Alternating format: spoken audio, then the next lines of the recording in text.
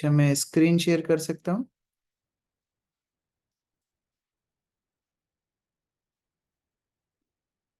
Okay.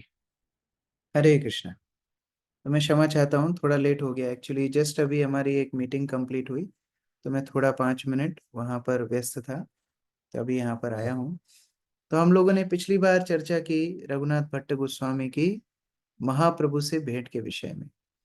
सर्वप्रथम चैतन्य महाप्रभु से रघुनाथ भट्ट कहाँ मिले?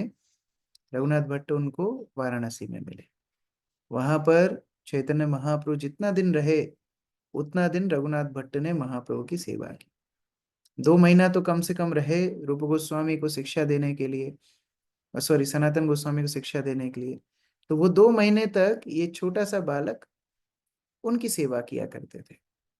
बहुत प्रगाढ़ आसक्ति चैतन्य महाप्रभु के चरणों के प्रति, उनकी संगति के प्रति, उनकी सेवा के प्रति रघुनाथ की हो गई। और उसी श्रृंखला में जब चैतन्य महाप्रभु वाराणसी से वापस जाने लगे, तो रघुनाथ को इतना विरह हो रहा था, वो प्रयास कर रहे थे कि मैं कैसे ना कैसे महाप्रभु के साथ ही चला जाऊं। तब महाप्रभु ने उनको बोला, देखो अभी आप यहीं रहो, अपनी शिक्षा पूरी करो, पढ़ाई पूरी करने के बाद आप आ सकते हो। पढ़ाई पूरी करने के बाद आप जगन्नाथपुरी आना, मुझसे मिलना। तो रघुनाथ उसी आसक्ति में बहुत जल्दी जल्दी अपनी पढ़ाई पूरी करते हैं, और पढ़ाई पूरी करने के बाद यात्रा करते हैं। बहुत कठिन यात्रा, पैदल चल के जाते हैं। बीच में उनको रामदास विश्वास नाम के एक कायस्थ मिलते हैं, वो दोनों साथ में यात्रा करके पहुंचते हैं जगन्नाथपुरी। और 8 महीने तक महाप्रभु की संगति उनको जगन्नाथपुरी में मिलती है। ये 8 महीने में रामदास विश्वास तो व्यस्त था अपनी पाठशालाएं चलाने में, अपनी शिक्षा व्याकरण इत्यादि सिखाने में, लेकिन रघुनाथ भट्ट क्या करते थे? वो महाप्रभु की सेवा करते थे। वो बीच बीच में महाप्रभु को प्रसाद के लिए बुलाते थे। बहुत निपुण रसोइये थे, उन्होंने बहुत सारे पकवान बनाने सीखे। महाप्रभु को, भक्तों को भी सेवा करते थे। स्वरूप गोस्वामी इत्यादि सभी भक्त उनको बड़ा प्रेम करते थे। तो ये सारे 8 महीने उन्होंने बहुत ज्यादा भगवान की संगति ली, चैतन्य महाप्रभु के अनुयायियों की भी संगति ली, कृपा ली। तो दोनों उदाहरण हमारे सामने हैं। लौटते समय महाप्रभु ने उनको आदेश दिया कि जाओ रघुनाथ, अभी घर जाओ, और जब तक माता पिता हैं तब तक उनकी सेवा करो। विवाह मत करना, शादी मत करना, लेकिन जब तक माता पिता हैं, तुम्हारे माता पिता भक्त हैं, उनकी सेवा करते रहना। अभी 116 श्लोक नंबर से हम लोग आगे पढ़ रहे हैं। स्वरूपादि भक्त ठाई आज्ञा मांगिया, वाराणसी आइला भट्ट प्रभु आज्ञा पाइया। तो महाप्रभु ने आज्ञा दी वाराणसी जाने की, लेकिन रघुनाथ भट्ट कितना प्रेम सभी वैष्णवों से करते थे। केवल महाप्रभु की परमिशन नहीं, सभी वैष्णवों की परमिशन ली, स्वरूप गोस्वामी इत्यादि सभी वैष्णवों की आज्ञा ली, और उसके बाद वाराणसी वापस आए। वाराणसी आके क्या किया? 4 वत्सर घरे पिता मातर सेवा कैला, वैष्णव पंडित ठाई भागवत पढ़िला। तो 4 वर्ष वो रहे। 4 वर्ष तक उन्होंने माता पिता की खूब सेवा की और भागवत पढ़ रहे थे, क्योंकि महाप्रभु का दूसरा आदेश उनको क्या था? वैष्णव के पास भागवत पढ़ो। देखिए, ये सेवा का भाव हमारी परंपरा में बहुत महत्वपूर्ण है। हमारी परंपरा में भावनाओं से ऊपर सेवा को रखा गया है। भक्ति रसामृत सिंधु में बहुत सुंदर उदाहरण आता है। भक्ति रसामृत सिंधु में उदाहरण आता है कि भगवान कृष्ण का जो सारथी था, किसको नाम याद है भगवान कृष्ण के सारथी का? किसको नाम याद है? Daruk Prabhu. Yes, Daruk, very good. तो ये दारुक क्या करता था? ये जो ये दारुक भगवान कृष्ण को पंखा करता था। तो ये दारुक एक दिन भगवान कृष्ण को पंखा कर रहा था मोर पंख से, और मोर पंख के पंखे से जब पंखा कर रहा था, तो वो मन ही मन विचार करने लगा, मैं कितना भाग्यशाली हूं कि जो भगवान को सेवा करने के लिए सहस्त्र सहस्त्र लक्ष्मियां प्रतीक्षा करती रहती हैं, मुझे उनकी सेवा करने का अवसर मिल रहा है। तो ये दारूक हवा कर रहा था भगवान को, और इतना भाव विभोर हो गया कि उसकी आंखों में आंसू आने लगे। अब जब आंखों में आंसू आ गए, तो वो अब देख नहीं पा रहा है भगवान कहाँ है, मैं पंखा किस दिशा में कर रहा हूं। तो वो अपने आंसुओं को कोसने लगा कि धिक्कार है ऐसे आंसुओं को, धिक्कार है ऐसे भाव को जो मेरी सेवा के बीच में आ रहा है। तो ये हमारी परंपरा की शिक्षाएं हैं। कई लोग, अभी आप बाहर जाओगे और कई कथाओं में बैठोगे तो कथा बोलने वाले भी रोते हैं और जो ऑडियंस बैठी है वो भी रोना शुरू कर देती हैं। लेकिन उनको बोलो, अच्छा अभी पंडाल गंदा हो गया, थोड़ा सफाई करने में मदद करो, वो लोग नहीं करेंगे। उनको बोलो आप सुबह मंदिर में आओ, 4 बजे मंगला आरती अटेंड करें, अरे सुबह कौन उठेगा नींद से। तो केवल भावनाओं को प्राधान्यता हमारी परंपरा में नहीं दिया। रघुनाथ भट्ट गोस्वामी महाप्रभु से इतने आसक्त थे, इतने आसक्त थे, लेकिन जब महाप्रभु ने उनको बोला वाराणसी जाओ, 1 महीना 2 महीना नहीं, 4 साल तक महाप्रभु के वियोग में वाराणसी में रहे। ये बड़ी सेवा है। लोग बोलते हैं ना, हम आपके लिए जीवन छोड़ देंगे, हम आपके लिए जान दे देंगे। जान देना आसान है, किसी के लिए उसकी प्रसन्नता के लिए त्याग करके जीवन जीना कठिन है। जैसे हमारे गुरु महाराज के विषय में भी हम सुनते हैं। हमारे गुरु महाराज जब प्रभुपाद को समाधि हो रही थी, तो प्रभुपाद को समाधि देने के लिए गुरु महाराज भी नीचे गए थे तमाल कृष्ण महाराज के साथ। तो जब तमाल कृष्ण महाराज के साथ नीचे गए, तो जब पूरी क्रियाएं पूरी हो गई और ऊपर से भक्त लोग नमक वगैरह या जो भी बालू रेती डालने लगे प्रभुपाद की समाधि के लिए, तो गुरु महाराज बाहर ही नहीं आ रहे थे। तो तमाल कृष्ण महाराज ने समझ लिया कि इनका मन बाहर आने का नहीं है, ये समाधि में ही रहना चाहते हैं प्रभुपाद के साथ। तो तमाल कृष्ण महाराज ने उनका हाथ पकड़ा और जोर से खींच करके उनको बाहर निकाला। देखिए, जो भक्त गुरु के साथ ही अपना शरीर छोड़ना चाहता था, वो भक्त उस दिन से 40-45 वर्ष तक प्रभुपाद के विरह में सेवा करता रहा, और वो प्रेम की पराकाष्ठा है। तो जो बोला जाए वो करना ज्यादा बड़ा प्रेम है। केवल साथ में चिपक के रहना प्रेम नहीं है। मैं कल प्रभुपाद का एक कोटेशन पढ़ रहा था, इस्कॉन डिसाइपल कोर्स में, वो बुकलेट में आता है। प्रभुपाद बोल रहे थे, देखो मैं मेरे गुरु महाराज से केवल 4-5 बार मिला, लेकिन मेरे गुरु महाराज का संग मैंने कभी नहीं छोड़ा। मेरे गुरु महाराज के निर्देश को मैं हमेशा पालन करता हूँ, तो मुझे महसूस होता है मैं मेरे गुरु महाराज के साथ हूँ। लेकिन ऐसे कई भक्त हैं जो मेरे गुरु महाराज के साथ बहुत समय तक रहे, लेकिन वो अभी उनके निर्देशों को पालन नहीं कर रहे हैं। तो वो उसी प्रकार है जैसे राजा के अगर गोदी में एक मच्छर बैठ जाए, तो वो मच्छर केवल राजा का खून ही पिएगा, वो कोई सेवा नहीं करेगा। तो पास में है, गोदी में बैठा हुआ है, लेकिन खून पी रहा है। तो उसी प्रकार से रघुनाथ भट्ट गोस्वामी के जीवन से हम क्या शिक्षा लेते हैं? यद्यपि उनकी इच्छा थी महाप्रभु के साथ रहने की, लेकिन महाप्रभु ने बोला नहीं, आप वापस जाओ, माता पिता की सेवा करो, और भागवत आप पढ़ो वैष्णवों के माध्यम से, वैष्णवों के द्वारा भागवत पढ़ो। तो ये दोनों चीजें करने के लिए 4 साल तक वो जगन्नाथपुरी में रहे। 4 बत्सर घरे पिता मातार सेवा कैला, वैष्णव पंडित ठाई भागवत पढ़ीला। और केवल पंडितों के पास जाके भागवत नहीं पढ़ी, वैष्णव पंडित जो वैष्णव हैं, जिन्होंने भगवान के लिए अपने जीवन में भक्ति को अपनाया है, ऐसे वैष्णवों के पास जाकर के भागवत पढ़ी, श्रवण किया। पिता माता काशी पाइले उदासीन हैया, पुनः प्रभु ठाई आइला गृहादि छाड़िया। 4 साल बाद देववश, भाग्यवश उनके माता पिता का देहांत हो गया। और जब देहांत हो गया तो पूर्ण तरह से विरक्त हो गए, डिटैच हो गए। और अब महाप्रभु की आज्ञा तो पूरी हो ही गई थी, माता पिता की सेवा की, उन दोनों ने शरीर छोड़ दिया। अभी पुनः महाप्रभु की सेवा में आ गए, ग्रह इत्यादि सब छोड़ करके। पूर्ववत अष्टमास प्रभु पाश छिला, अष्टमास रही पुनः प्रभु आज्ञा दिला। तो जैसे 8 महीने पहले महाप्रभु के पास रहे, उनकी सेवा की, स्वरूप दामोदर गोस्वामी इत्यादि ने उनको बड़ा संग दिया, महाप्रभु के लिए रसोई करके खिलाते थे, महाप्रभु उनकी रसोई, उनकी कुकिंग बहुत पसंद करते थे। ऐसे 8 महीने और रहे। लेकिन 8 महीने बाद फिर महाप्रभु ने बुलाया। गुरु किसी को ज्यादा प्रेम करते हैं ना, तो आज्ञा देते हैं, उनको निर्देश देते हैं। सबसे बड़ी कृपा है गुरु की आज्ञा मिलना, या गुरु छोड़ दीजिए, गुरु बहुत बड़ा कंसेप्ट है हमारे लिए। वैष्णवों की कृपा का मतलब है, वैष्णवों से अगर हमको सेवा मिले तो वो हमारी कृपा की परिभाषा होनी चाहिए। एक भक्त तो मुझे ऐसे ही मजाक मजाक में बोल रहे थे, बोले प्रभु जी सेवा ऐसी बिगाड़ो कि दोबारा कोई अपना नंबर डायल ही नहीं करे, ऐसी सेवा बिगाड़ो। क्या एक बार अच्छा कर दोगे ना, बार बार लोग आपको ही फोन करेंगे।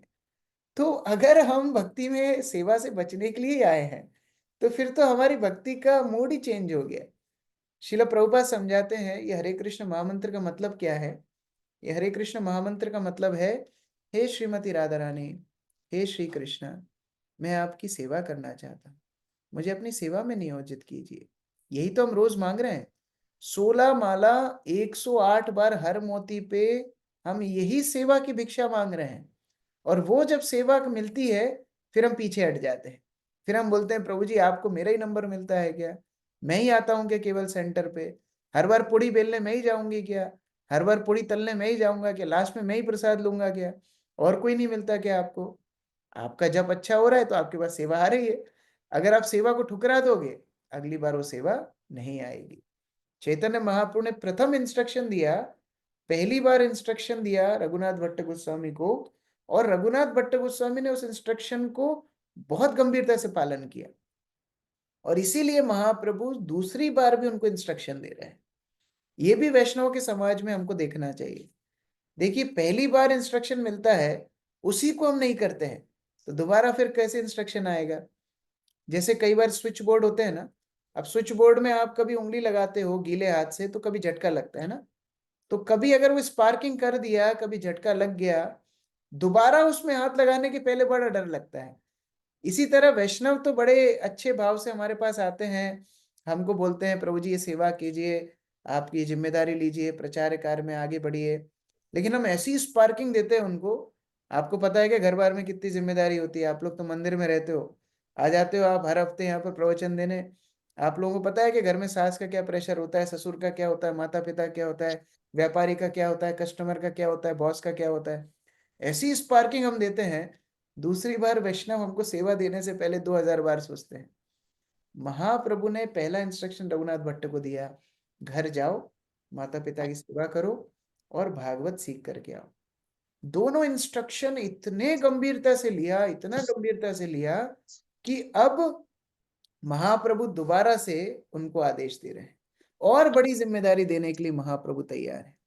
महाप्रभु बोलते हैं, आमार आज्ञा रघुनाथ जाहो वृंदावने, कहाँ जाइया रहो रूप सनातन स्थाने। महाप्रभु बोलते हैं कि देखो, तुम वृंदावन चले जाओ, मेरी तुम्हारे लिए आज्ञा है रघुनाथ, तुम वृंदावन जाओ और वहां पर रूप और सनातन के आश्रय में रहो। उनकी देखरेख में, उनके आश्रय में तुम वहां पर भक्ति सेवा करो। क्यों? क्योंकि महाप्रभु अब रघुनाथ भट्ट के ऊपर विश्वास करना शुरू कर रहे हैं। अभी अभी हमने सुंदरकांड की कथा अभी कुछ दिन पहले ही चर्चा की थी। तो उसमें एक बहुत महत्वपूर्ण बिंदु आया था कि किस तरह जब सीता की खोज हो रही थी, तो सीता की खोज में अलग अलग टोली बनाई गई थी। एक उत्तर दिशा में, एक पूर्व दिशा में, एक दक्षिण दिशा में, इस तरह अलग अलग टोली बनाई थी। और क्योंकि दक्षिण दिशा में जाता हुआ पुष्पक विमान दिखा था वानरों को, तो दक्षिण दिशा की जो टोली थी वो विशेषता गठित की गई थी, जिसमें जाम्बवन थे, अंगद थे, जिसमें हनुमान जी थे, नल नील थे इत्यादि। तो ये सब उस टीम में थे। तो भगवान राम एक एक वानर से व्यक्तिगत रूप से मिल रहे थे, और हनुमान जी उस टीम में सबसे लास्ट में थे। तो हनुमान जी यद्यपि सबसे लास्ट में थे, जब हनुमान जी का नंबर आया, तब भगवान राम ने अपनी मुद्रिका निकाल करके हनुमान जी के हाथ में दी। इसका मतलब क्या है? भगवान राम सबको प्रेम कर रहे थे। ऐसा नहीं है करोड़ों करोड़ों बंदर थे। रामायण में तो ये लिखा है, अगर कोई गिनने का प्रयास करेगा तो वो मूर्ख है। गिनती नहीं है उसके ऊपर, इतने करोड़ शंख पद्म क्या क्या गिनती होती है, उसकी इतनी गिनती नहीं है जितने बंदर थे। तो व्यक्ति वो मूर्ख होगा जो गिनने का प्रयास करेगा। इतने बंदर थे, और श्री रामचंद्र एक एक बंदर को व्यक्तिगत मिल रहे थे। तो प्रेम तो भगवान सबसे कर रहे थे ना, लेकिन विश्वास केवल हनुमान के ऊपर किया। इसलिए मुद्रिका हनुमान जी को दी। नहीं तो मुद्रिका को स्टैंड बाय पे रखते और भगवान राम बोलते, अच्छा किसी को खबर मिलेगी तो एक दूत भेज देना, मैं मुद्रिका भिजवा दूंगा। लेकिन भगवान राम को भरोसा था कि हनुमान जी ये कार्य को सिद्ध करेंगे। उन्होंने उनके ऊपर विश्वास करके वो मुद्रिका दी। तो रघुनाथ भट्ट को प्रेम तो बहुत मिला। जब महाप्रभु वाराणसी में थे, रघुनाथ भट्ट ने महाप्रभु का उच्चिष्ट भी लिया, हम लोगों ने पहले सत्र में देखा था। उन्होंने महाप्रभु के चरण भी धुलाए, उनकी चरण सेवा भी की, बहुत कुछ किया। लेकिन आज महाप्रभु रघुनाथ भट्ट के ऊपर विश्वास कर रहे हैं, भरोसा कर रहे हैं। इसलिए भक्ति जीवन में वैष्णवों का विश्वास जीतना ये बहुत बड़ा कार्य होता है। प्रेम तो सबको मिलता है, आप आओगे सब आपको प्रभु जी बोलेंगे, पूछेंगे कि आप कितनी माला करते हो, आप बोलोगे 4 माला, बोलेंगे हरि बोल, 4 माला करते हो, हरि बोल, वाह क्या बात है। 8 माला करते हो, बहुत अच्छा। 5 बजे सो के उठते हो, बहुत ही बढ़िया। संडे संडे आते हो गुलाब जामुन खाने, बहुत ही बढ़िया। तो हर व्यक्ति आपको अप्रिशिएट ही करेगा भक्ति जीवन में। लेकिन विश्वास जिस दिन भक्त लोग करने लगे कि हाँ ये एक भक्त है, इसको हमने अगर सेवा दे दी, बस सेवा दे के भूल जाओ, ये करके ही मानेगा, इसको दे करके हम रिलैक्स हो सकते हैं। और भगवान राम ने वही किया, रघुनाथ भट्ट गोस्वामी के साथ भी महाप्रभु वही कर रहे हैं। अमर आज्ञा रघुनाथ जाओ वृंदावने, तहाँ जाइया रहो रूप सनातन स्थाने। तो आप वृंदावन जाओ और वहां पर रूप और सनातन के साथ में रहो, उनके आश्रय में रहो। इससे एक और शिक्षा मिलती है, अगर हम वृंदावन जाएं तो अकेले नहीं जाना चाहिए। महाप्रभु रघुनाथ भट्ट को ये नहीं बोल रहे जाओ वृंदावन जाओ और राधे राधे करो, ऐसा नहीं बोल रहे। वो बोला है वरिष्ठ भक्तों के आश्रय में वृंदावन में वास करना है, नहीं तो अकेले रह करके अपराध ही हम करके आएंगे। भगवान के धाम में केवल वैष्णवों के साथ जाना चाहिए। तो रघुनाथ भट्ट को महाप्रभु बोल रहे हैं जाओ रूप और सनातन के साथ रहो। और क्या करना है वहां पर, भागवत पढ़ो सदा लहो कृष्ण नाम, अचिरे करीबेन कृपा कृष्ण भगवान।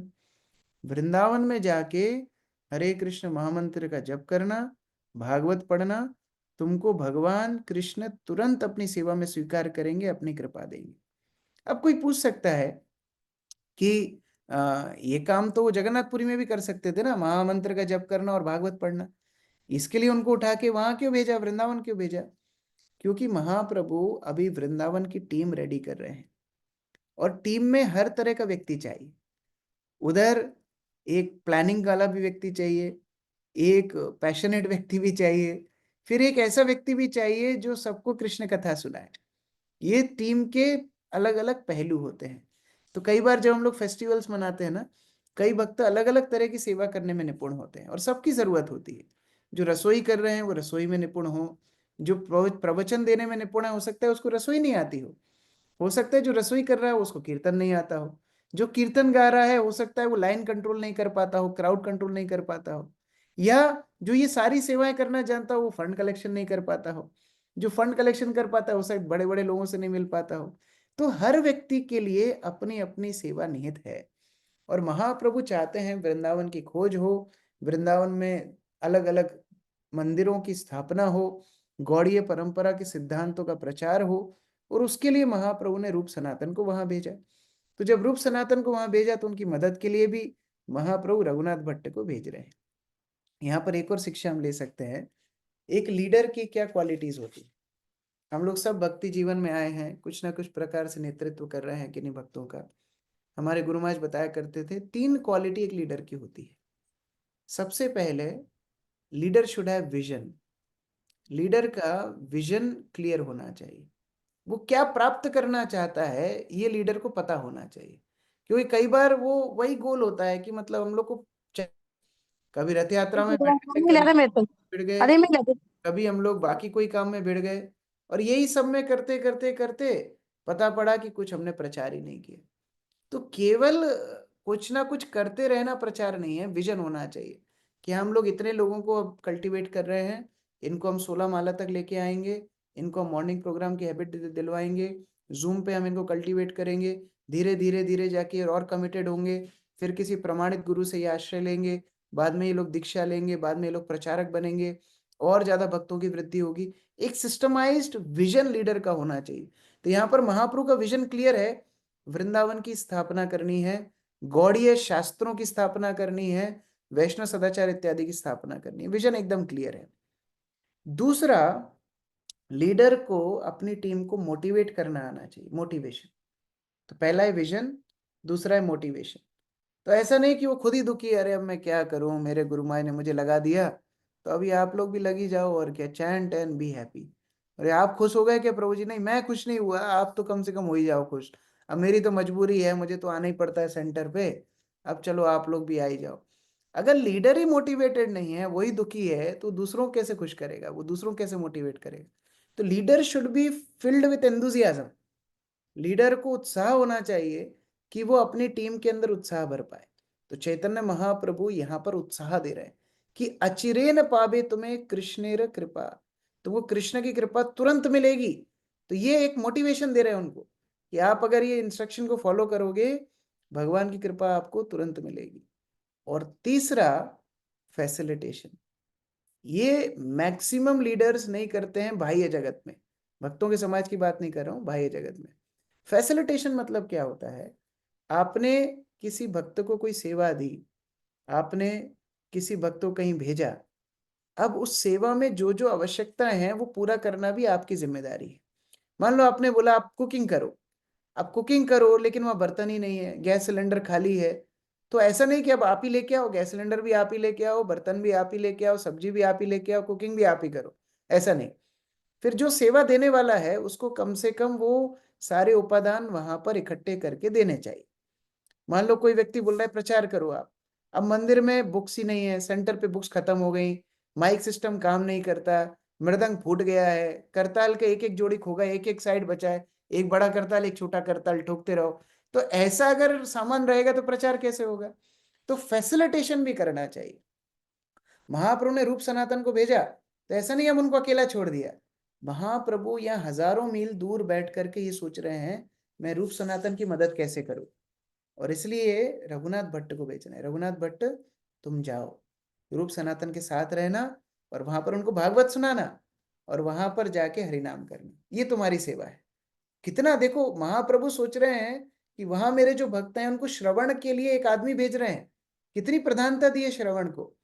कई बार हम लोग इसको भूल जाते हैं, जब सेवा की लिस्ट बनाते हैं तो बहुत सारी सेवाएं लिखते हैं, हाँ भीड़ कौन इकट्ठी करेगा, चंदा कौन इकट्ठा करेगा, ये सेवा कौन करेगा, वो सेवा कौन करेगा, लेकिन एक महत्वपूर्ण अंग भूल जाते हैं, ये सारी सेवादारों की भक्ति का ध्यान कौन रखेगा। ये भी एक व्यक्ति होना चाहिए जो पूछे कि प्रभु जी आपका जप चल रहा है कि नहीं, आप भागवत पढ़ रहे हो कि नहीं, आप मॉर्निंग प्रोग्राम में क्यों नहीं आ रहे हो। ये सारी चीजें पूछने के लिए भी कोई भक्त को जिम्मेदारी होना चाहिए, और उसी को हम काउंसलर सिस्टम बोलते हैं। तो महाप्रभु चिंता कर रहे हैं कि मेरे रूप सनातन वहां पर बैठे हुए हैं, यहाँ जगन्नाथपुरी में तो इतने सारे भक्त हैं, लेकिन वहां उनको भागवत कौन सिखाएगा, वहां भागवत कौन सुनाएगा। यद्यपि रघुनाथ भट्ट छोटा है लेकिन ये भागवत सीख के आया है, तो ये वहां जाएगा और सबको भागवत सुनाएगा, तो उन लोगों को भी बड़ा आनंद मिलेगा। इसलिए महाप्रभु बोल रहे हैं भागवत पढ़ना और भगवान का नाम लेना, अचिरे करीबे न कृपा कृष्ण भगवान, तुम्हारे पास तुरंत भगवान कृष्ण की कृपा होगी। और ये जब जैसे ही रघुनाथ भट्ट ने सुना तो उनके चेहरे पे प्रश्न चिन्ह नहीं आया। कई बार हमारे सेवा मिलते ही प्रश्न चिन्ह आ जाता है ना चेहरे पे, प्रभु जी मैं वास्तव में मेरे मुझे बोल रहे हो क्या, मैं करूंगा, आर यू श्योर, आप ठंडे दिमाग में तो हो। ऐसा प्रश्न चिन्ह नहीं आया। ना रघुनाथ भट्ट ने ऐसा उत्तर दिया कि महाप्रभु आप पहले तो बोले थे माता पिता का ध्यान रखो, तो मैं गया ना, 4 साल में वहां पर करके आया ना, अब मैं इतना मुश्किल से आपके पास वापस आया, दोबारा क्यों भेज रहे हो। ऐसा रघुनाथ भट्ट ने नहीं बोला। जैसे ही महाप्रभु ने निर्देश दिया, रघुनाथ भट्ट ने उसको स्वीकार किया। और ये देख करके इतने प्रसन्न हो गए चैतन्य महाप्रभु, ए तो बोली प्रभु तारे अलिंगन कैला, प्रभुर कृपा ते कृष्ण प्रेम मत होइला। ये बोलते ही महाप्रभु ने रघुनाथ भट्ट को आलिंगन किया, गले से लगाया।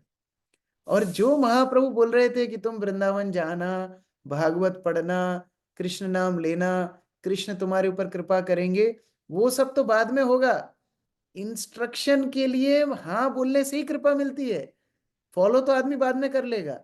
एटीट्यूड जो है वो महत्वपूर्ण है, सेवा से ज्यादा सेवा का भाव महत्वपूर्ण है। जैसे ही रघुनाथ का फेवरेबल रिस्पॉन्स देखा, महाप्रभु ने उसको आलिंगन किया और उसी समय कृष्ण प्रेम दे दिया। अभी तो वृंदावन के लिए निकले ही नहीं है, लेकिन उसी समय पर कृष्ण प्रेम दे दिया। देखिए एक इस्कॉन में एक माता जी हैं, मंदाकिनी माता जी, प्रभुपाद की शिष्या हैं, बहुत सीनियर भक्त हैं। तो उन्होंने एक दिन प्रभुपाद की पुस्तक में पढ़ा कि अगर गुरु आपको कोई निर्देश दें और आप तुरंत हाँ भर दो, बिना कुछ सोचे तुरंत हाँ भर दो, तो आप बहुत जल्दी आध्यात्मिक उन्नति करते हो। ऐसा वो सोच रही थी मंदाकिनी माता जी। तो जैसे ही वो सोच रही थी वैसे ही प्रभुपाद उनके मंदिर में आए और वो बार बार भगवान से प्रार्थना कर रही थी, हे भगवान, यदि प्रभुपाद मुझे कोई निर्देश दें तो आप मुझे शक्ति देना कि मैं बिना सोचे समझे हाँ भर दूं। ये आप मुझे शक्ति देना। और आप देखो भगवान ने कैसी परीक्षा ली। प्रभुपाद ने एक दिन उनको बुलाया। प्रभुपाद ने बोला, वो फ्रेंच थी, फ्रांस में। उन्होंने प्रभुपाद ने उनको बोला, देखो मैं अभी अभी रशिया से आया हूँ, और रशिया में एक लड़का है एंटली, उसको मैंने प्रचार किया। 3 दिन में उस लड़के से मिला, और 3 दिन बाद मैंने उसको दीक्षा दे दी। उसको नाम दिया अनंत शांति दास। और अब मैं चाहता हूँ कि कोई अच्छी एक लड़की हो जो उस अनंत शांति दास से शादी कर ले, और वो दोनों मिलके रशिया में प्रचार करें। अब आप देखो, थोड़ा सा डिटेल पे ध्यान देना। रशिया उस समय पर कम्युनिस्ट था, वहां पर प्रचार करना बैन था। उसके बाद हरे कृष्णा का एक भी डिवोटी रशिया में नहीं था। प्रभुपाद इस लड़के से कितने दिन मिले हैं?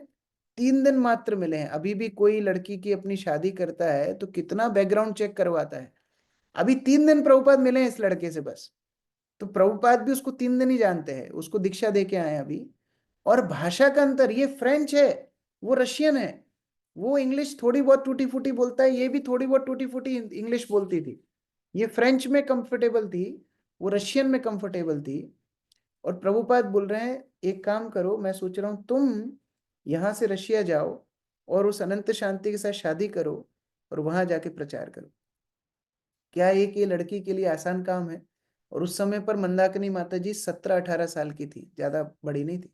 17-18 साल की लड़की को प्रभुपाद बोल रहे हैं, फ्रांस से जाओ रशिया, अननोन लड़के से वहां जाके शादी करो, भाषा भी नहीं आएगी उसकी तुमको, वो कंट्री में प्रचार भी बैन है, कोई डिवोटी भी नहीं है, वहां जाके तुमको मंदिर खोलना है। अब माता जी के दिमाग में चल रहा था, मैंने तो भगवान को यही प्रार्थना की थी कि जो गुरु बोले बिना सोचे समझे हाँ बोलना है। और उन्होंने हाँ बोल दिया, और वो फ्लाइट लेके गई रशिया में, इस नए लड़के से मिली, उसके साथ शादी हुई। ये दोनों ने प्रचार वहां शुरू किया, और आज भारत के बाद सबसे ज्यादा इस्कॉन के भक्त कहीं हैं तो वो रशिया में है। रशिया के जब फेस्टिवल होते हैं वहां पर 20 से 25 हजार भक्त एक पंडाल के अंदर इकट्ठे होते हैं, हरे कृष्ण महामंत्र का कीर्तन करने के लिए, कथा सुनने के लिए। आप विचार करो, ये सेवा का फल होता है। तो जो डिटेल है वो तो बाद में आएगी, लेकिन जब हम सेवा के लिए सकारात्मक होकर के, फेवरेबल होकर जब हाँ ही बोल देते हैं ना, वहीं पर कृपा हमको मिलने लगती है। क्योंकि सेवा होती है एम्पावरमेंट से। तो जैसे ही हम सेवा के लिए हाँ बोलते हैं, वैसे ही एम्पावरमेंट हमको मिल जाता है। और महाप्रभु ने वही किया। रघुनाथ भट्ट को बोला, रघुनाथ तुम वृंदावन जाओ, वहां जाके भागवत पढ़ो और कृष्ण नाम करो। रघुनाथ ने बिना कोई सोचे समझे हाँ बोल दी, और महाप्रभु ने उसी समय आलिंगन करके कृष्ण प्रेम रघुनाथ को दे दिया। 14 हाथ जगन्नाथेर तुलसी रमाला, छूटा पान बीड़ा महोत्सवे पाई अछिला। महाप्रभु ने और भी कुछ गिफ्ट रघुनाथ भट्ट को दी। एक तो महाप्रभु ने पान, जो जगन्नाथ को अर्पित पान था, वो पान दिया। और 14 हाथ, एक हाथ इतना बड़ा जो लंबाई होती है, ऐसे 14 हाथ लंबी जगन्नाथ की तुलसी की माला महाप्रभु ने उनको गिफ्ट में दी। सेई माला छूटा पान प्रभु तारे दिला, इष्ट देव करी माला धरिया रखिला। महाप्रभु ने उनको जो पान दिया और जो माला दी, जगन्नाथ की प्रसादी माला, रघुनाथ भट्ट के वही विग्रह थे। वास्तव में सभी गोस्वामियों के अपने अपने विग्रह होते हैं ना। जैसे राधा मदन मोहन सनातन गोस्वामी के विग्रह हैं, राधा गोविंद देव रूप गोस्वामी के विग्रह हैं। इसी तरह रघुनाथ भट्ट के कोई विग्रह नहीं थे। रघुनाथ भट्ट क्या विग्रह थे? महाप्रभु ने जो जगन्नाथ की प्रसादी माला दी और महाप्रभु ने जो पान दिया जगन्नाथ का, बस वही सेवित विग्रह बन गए। और आगे जाके अभी हम लोग देखेंगे, इससे भी ज्यादा भागवत उनकी विग्रह थी। भागवत को ही अपना विग्रह मानते थे। भागवत तो स्वयं कृष्ण है, भगवान का वांग्मय रूप ही भागवत है। तो भागवत को ही अपना विग्रह मान करके सेवा करते थे रघुनाथ भट्ट गोस्वामी। प्रभु ठाई आज्ञा तले, प्रभु ठाई आज्ञा लैया गेला वृंदावने, आश्रय करिला हसी रूप सनातने। कितना कठिन होगा एक भक्त के लिए जो पूरा जीवन प्रतीक्षा करता है महाप्रभु के साथ रहने के लिए, और महाप्रभु उसको बोल देते हैं जाओ अभी वृंदावन में रहो, यहाँ आने की जरूरत नहीं है। कोई घूमने के लिए वृंदावन नहीं गए थे 3 दिन के लिए, तो परमानेंट शिफ्टिंग था, वो वहीं रहना है, अभी वापस नहीं आना है। कितना मुश्किल होगा, अश्रुपूर्ण आंखों से पूरे शरीर में कंपित होते हुए महाप्रभु से विदाई ली होगी, महाप्रभु से आज्ञा ली, सभी भक्तों को आज्ञा ली, जगन्नाथ के अंतिम दर्शन किए होंगे, और उस प्रकार से रघुनाथ अपनी यात्रा को बढ़ाते हैं, वृंदावन पहुंचते हैं, और वृंदावन जाकर के रूप सनातन को प्रणाम करते हैं, अपना परिचय देते हैं कि श्रील रूप गोस्वामी सनातन गोस्वामी, मैं रघुनाथ भट्ट हूँ, मैं तपन मिश्र का पुत्र हूँ, महाप्रभु ने मुझे आज्ञा दी है आपके साथ रह करके आपके आश्रय में भक्ति करना। रूप गोसाई सभाए करे न भागवत पठन, भागवत पढ़िते प्रेम अउलाय तार मन। तो रूप गोस्वामी उनको भागवत पढ़ने के लिए उपदेश देते थे। रूप गोस्वामी के सामने वो भागवत के ऊपर लेक्चर देते थे, और जितनी बार वो भागवत के ऊपर लेक्चर देते थे, जितने श्रोतागण थे, उन सबको क्या क्या सिम्टम होते थे वो आगे लिखे हुए हैं। अश्रुकंप गदागद प्रभुर कृपाते, नेत्र कंठ रोदे भाष्प न पारे पढ़िते। और जैसे ही वो भागवत को पढ़ते थे, उनके अश्रु निकलते थे, उनका शरीर कंपित होने लगता था, उनकी आवाज गदगद हो जाती थी। और ये सब क्यों होता था? क्योंकि महाप्रभु के आदेश को पालन कर रहे हैं। नेत्रों से इतने आंसू निकलते थे कि वो आगे भागवत को पढ़ नहीं पाते थे। हम लोग रोज भागवत पढ़ते हैं, हमारे साथ ऐसा क्यों नहीं होता? क्योंकि वैष्णवों के प्रति उतने प्रेम हमारे हृदय में नहीं है। जिस दिन वैष्णवों के लिए प्रेम आ जाएगा, वैष्णव हृदय से कृपा करेंगे। कृपा मांगी नहीं जाती, हम लोग पहले भी चर्चा कर रहे थे, कृपा मांगी नहीं जाती। आपके अंदर अगर वो सेवा भाव है, आपके अंदर वो प्रेम वैष्णव के प्रति है, वैष्णव दोनों हाथ उठा करके आपको आशीर्वाद देंगे। और उस समय पर जब भागवत हम पढ़ेंगे, उस समय पर जब हम जप करेंगे, उसकी क्वालिटी का कंपैरिजन हम नहीं कर सकते। तो रघुनाथ भट्ट की भागवत पढ़ना और हमारी भागवत पढ़ने में अंतर वही है। रघुनाथ भट्ट वैष्णवों के आश्रय में उनको प्रसन्न करते हुए पढ़ रहे हैं, महाप्रभु की आज्ञा पालन करने के लिए जगन्नाथपुरी छोड़ दिए, वृंदावन में रह रहे हैं, और इसीलिए ये सारे अष्ट सात्विक विकार उनके शरीर में आ रहे हैं। पीक स्वर कंठता ते रागे रविभाग, एक श्लोक पढ़ीते फिराए तीन चारि राग। तो एक एक श्लोक वो 3-4 ट्यून में गाते थे, और इतनी सुंदर आवाज थी जैसे कोई कुक्कू कुक्कू पक्षी की हो, और इतना सुंदर एक एक श्लोक को समझाते थे कि कोई भी व्यक्ति बैठ करके वहां पर घंटों घंटों सुनता रहे, वो भागवत क्लास छोड़ने का किसी को मन नहीं होता था। वो लोग ये नहीं देखते थे कि हाँ 45 मिनट की क्लास की 1 घंटे की क्लास, जितना घंटे रघुनाथ बोलेंगे उतना घंटे सब लोग श्रवण करेंगे। कृष्णेर सौंदर्य माधुर जबे पड़े सुने, प्रेमे तबे भले तबे किछुई ना जाने। जैसे ही कृष्ण के बारे में, उनके सौंदर्य, उनके माधुर्य, उनके भक्त वात्सल्य के बारे में पढ़ते थे, दूसरों को सुनाते थे, पूरे प्रेम में विवल हो जाते थे, और पूरा बाह्य जगत का सारा ज्ञान उनका विलोप हो जाता था। बाहर के जगत में क्या चल रहा है उनको कोई भावना ही नहीं रहती थी। गोविंद चरण कैला आत्मसमर्पण, गोविंद चरण अरविंद जार प्राण धन। तो राधा गोविंद के मंदिर में ही रघुनाथ भट्ट निवास करते, और राधा गोविंद का जो मंदिर था आज भी आप दर्शन कर सकते हो। वो मंदिर रूप गोस्वामी ने शुरू करवाया था, लेकिन रूप गोस्वामी के कार्यकाल में पूरा नहीं हो पाया। बाद में रघुनाथ भट्ट गोस्वामी ने वो मंदिर को पूरा करवाया, जो आज वृंदावन में आप गोविंद मंदिर देखते हो। तो भगवान गोविंद के चरण ही उनके प्राण स्वरूप बन गए। निज शिष्य कही गोविंदर मंदिर कराइला, बंसी मकर कुंडलादि भूषण करी दिला। तो बाद में रघुनाथ भट्ट ने अपने शिष्यों के साथ भगवान गोविंद के लिए बहुत सुंदर मंदिर बनाया, और उस समय पर जिस लाल पत्थर का मंदिर रघुनाथ भट्ट ने गोविंद के लिए बनाया, वो लाल पत्थर केवल और केवल मुगलों के महल बनाने के लिए इस्तेमाल होते थे। तो उन्होंने बोला कि मुगल क्यों लाल पत्थर के महल में रहेंगे, हमारे भगवान रहेंगे। और उन्होंने स्पेशल परमिशन निकलवाई कि लाल पत्थर से ही राधा गोविंद का मंदिर बनाऊंगा। और 7 मंजिला ऊंचा ये मंदिर, इसके दीपक जो छत पे जलते थे वो आगरा से दिखाई देते थे। और बाद में औरंगजेब ने वही दीपक देख करके वृंदावन के ऊपर चढ़ाई की और वो 7 मंजिलों में से ऊपर की 4 मंजिल तोड़ दिए। तो इस प्रकार रघुनाथ भट्ट बहुत सेवा वृंदावन में करने लगे।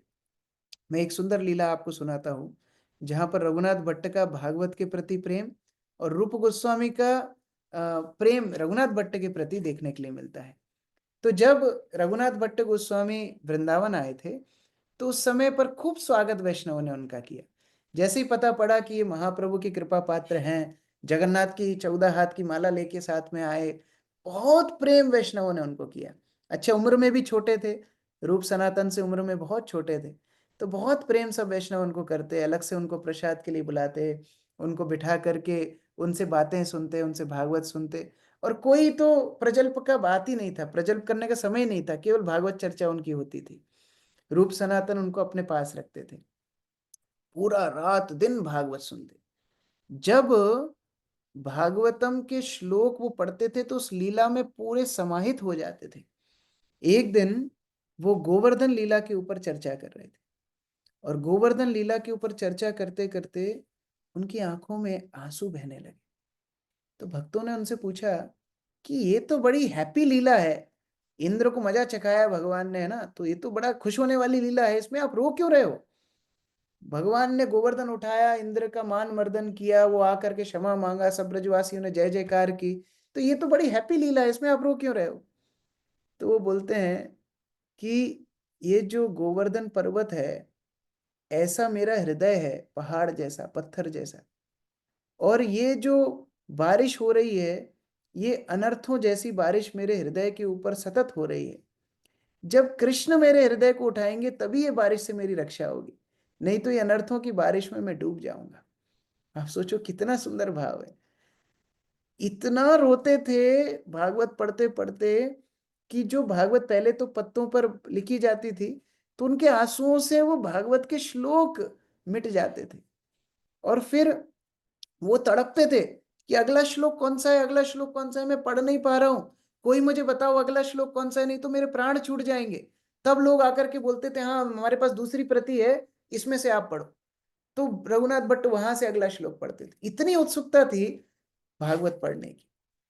और यही राधा गोविंद मंदिर के प्रांगण में रघुनाथ भट्ट गोस्वामी प्रवचन किया करते थे। एक दिन श्रील रूप गोस्वामी राधा गोविंद मंदिर में बैठे थे।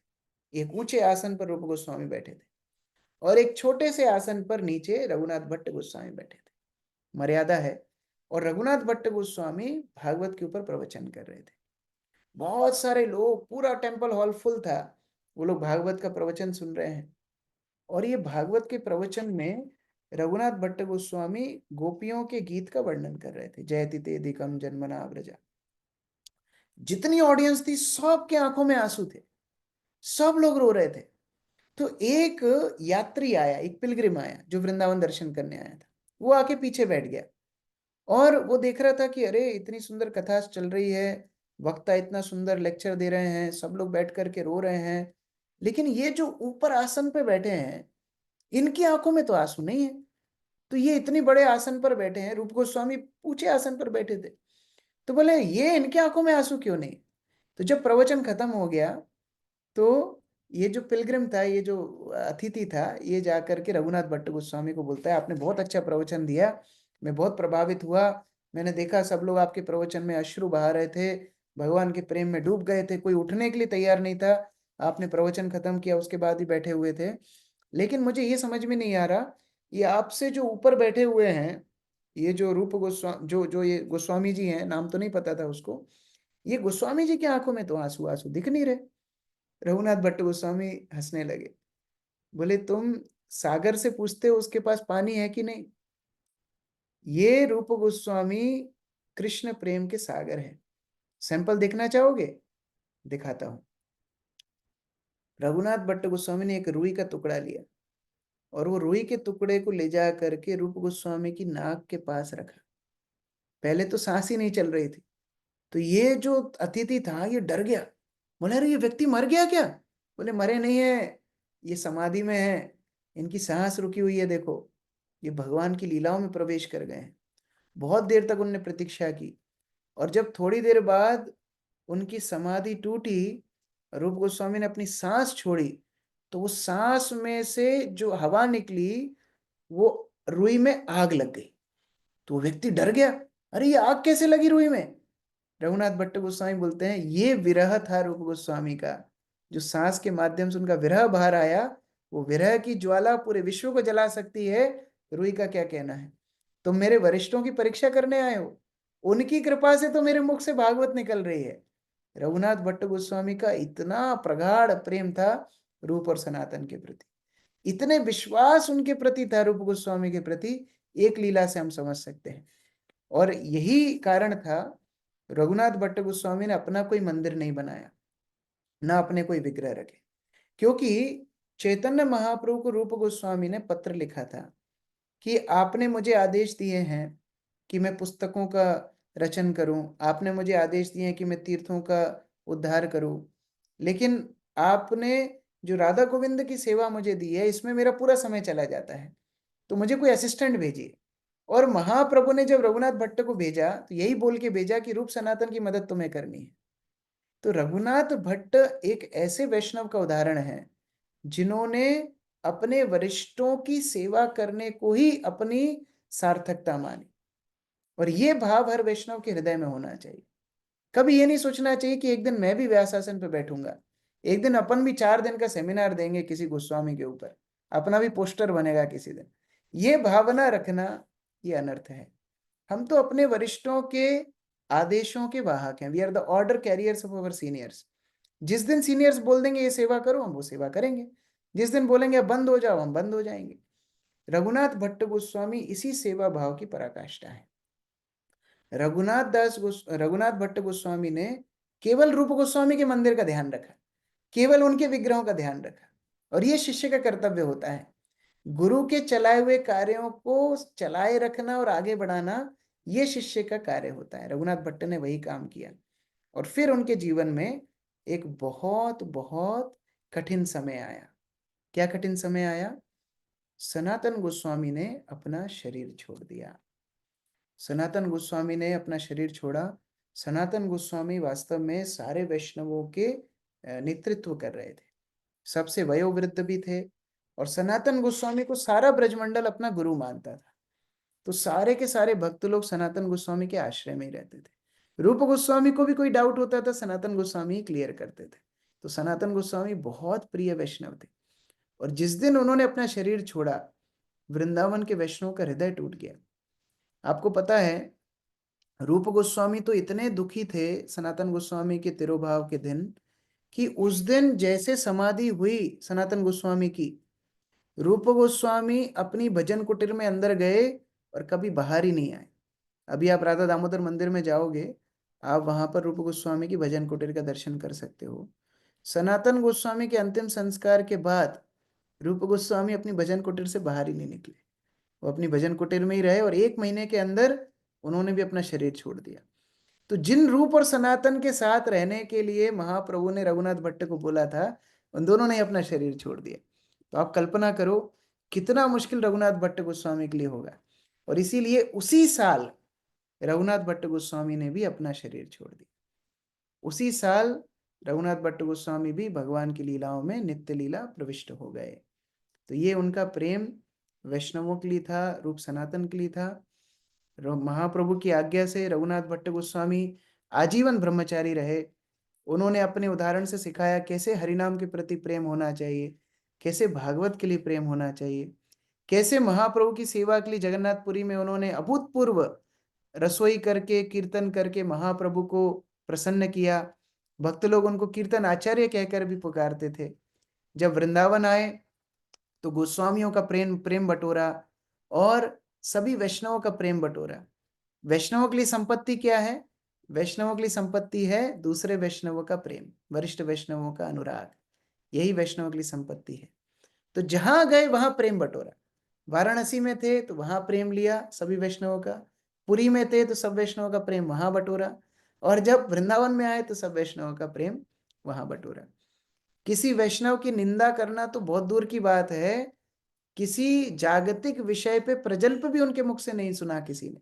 हमेशा भागवत की चर्चा और भगवान का नाम, ये दो चीजें उनके मुख में रहता था। और हमेशा उनका विश्वास था कि अगर वैष्णव भगवान की सेवा कर रहे हैं, यदि उनके अंदर कोई दोष भी है वो पवित्र हो जाएंगे, तो उनकी चर्चा करने की आवश्यकता नहीं। जो भगवान का नाम ले रहा है कालक्रम में वो पवित्र हो जाएगा, तो उनके कभी दोष नहीं देखना चाहिए। ये रघुनाथ भट्ट गोस्वामी की शिक्षा थी। उनके ही आदेश पे उनके एक बहुत अमीर शिष्य ने राधा गोविंद मंदिर बनाया, और आज भी 450 वर्ष बाद भी वो मंदिर वृंदावन में खड़ा हुआ है। आप जाकर के उनके दर्शन कर सकते हैं। तो ये रघुनाथ भट्ट गोस्वामी का चरित्र है। यद्यपि इतने प्रकांड पंडित थे, विद्वान थे, भागवत के वक्ता थे, लेकिन एक भी पुस्तक उन्होंने नहीं लिखी, एक भी पुस्तक नहीं लिखी। क्यों नहीं लिखी? क्योंकि रघुनाथ भट्ट गोस्वामी सोचते थे सब कुछ भागवत में है, और जो रूप सनातन ने शास्त्र लिखे हैं उसके आगे मैं क्या लिखूं। रूप सनातन जो शास्त्र दे करके गए हैं वही शास्त्र हमको पढ़ना चाहिए। बहुत बहुत अग्रगण्य हमारे आचार्य हैं, तो हम लोग इनको प्रणाम कर सकते हैं। अभी श्री रघुनाथ भट्ट गोस्वामी की समाधि राधा गोविंद मंदिर के पास में ही है। भगवान की नित्य लीला में ये राग मंजरी या रस मंजरी के नाम से विख्यात हैं। जो राधा रानी की मुख्य 8 मंजरी सेविकाएं हैं उनमें से एक रघुनाथ भट्ट गोस्वामी। तो ऐसे महान आचार्यों के चरणों में हम प्रणाम करें, जिन्होंने अपने व्यक्तिगत जीवन से कितनी सारी शिक्षाएं हमको दी हैं। देखिए, यद्यपि हम लोग इतने आचार्यों के बारे में चर्चा कर रहे हैं, यदि आपने किसी एक आचार्य के ऊपर भी चिंतन मनन कर लिया तो हमारा जीवन सफल हो जाएगा। ऐसे वैष्णव जिन्होंने अपना घर छोड़ा, सारी जिम्मेदारियों को निर्वाह किया, महाप्रभु की सेवा में सर्वस्व अर्पित कर दिया, ऐसे वैष्णवों से हम कृपा आकांक्षा करें कि हम भी अपने गुरु के प्रति समर्पण जागृत कर पाएं, भागवत के प्रति, हरिनाम के प्रति थोड़ी सी रुचि हमारे जीवन में भी आए, वैष्णवों को सेवा करने के लिए हमारे अंदर भी उत्साह आए। और इसी तरह भगवान का नाम लेते लेते, भागवत स्मरण करते करते, वैष्णवों की सेवा करते करते, गुरु के चरणों का ध्यान करते करते हमारा हमारा जीवन भी इसी तरह छूटे, हमारे प्राण भी इसी तरह निकले जैसे रघुनाथ भट्ट गोस्वामी ने अपने जीवन से सिखाया है। इसलिए हम लोग उनके चरणों में प्रार्थना करते हैं कि उनके उदाहरण, उनके आदर्श हमारे जीवन का संबल बने। हरे कृष्णा। जय श्री रघुनाथ भट्ट गोस्वामी पाद की जय, श्रील प्रभुपाद की जय, श्रीमन चैतन्य महाप्रभु की जय, समवेत भक्त वृंद की जय, निताई गौर प्रेमानंदे। हरि हरि बोल। हरे कृष्णा। बहुत बहुत धन्यवाद। आप लोगों ने 3 सेशन बहुत एकाग्रता पूर्वक सुने, और रघुनाथ भट्ट गोस्वामी की संक्षिप्त लीला हमने चर्चा की। हम लोग बहुत विस्तार में नहीं गए, जस्ट जो जितना चैतन्य चरितामृत में है उतना उतना थोड़ा थोड़ा हमने चर्चा की, लेकिन इतना ही हमारे लिए बहुत है। इसी के ऊपर चिंतन मनन करके हम अपने जीवन को सार्थक कर सकते हैं। हरे कृष्ण। ये सारी चर्चाएं करने में मैंने कुछ भूल चूक की हो, आप मुझे क्षमा करना। मैं बोलते बोलते बहुत कुछ बोल जाता हूँ, लेकिन अपने स्वयं के लिए बोल रहा हूँ, अपने लिए आदेश दे रहा हूँ, आप लोगों के लिए नहीं। तो आप सब तो बहुत अच्छे से भक्ति कर रहे हैं, मेरे लिए भी प्रार्थना कीजिए कि मैं ठीक से भक्ति जीवन में वैष्णवों का दास बन सकूं। हरे कृष्ण। जय गुना भक्त वृंद की जय, समवेत भक्त वृंद की जय, निताई गौर प्रेमानंदे। हरि हरि बोल। तो ठीक है, फिर आगे मिलेंगे। अभी हम यहीं पर कक्षा को समाप्त करते हैं। हरे कृष्ण। हरे कृष्ण। दंडवत प्रणाम।